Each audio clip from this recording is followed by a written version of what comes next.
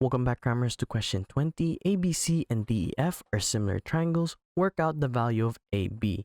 Using the similarity rule, we can see that AB is similar to DE, which is 36.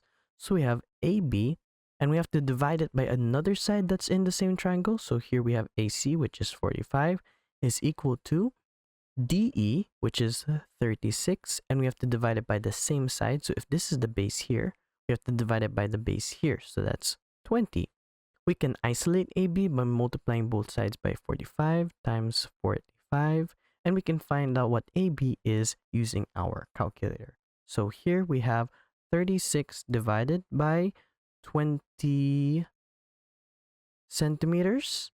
Okay, then we multiply by 45. So we have 81 centimeters is equal to 81 centimeters. Given that BC is 54 centimeters, so here is 54, work out the length of EF.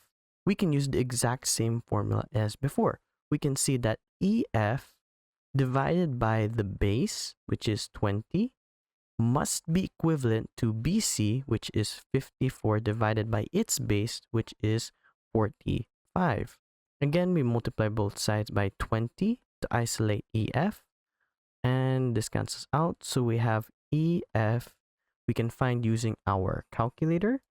It is 54 divided by 45 times 20, which gives us 24 centimeters is equal to 24 centimeters. Thanks for watching. Cram, then scram.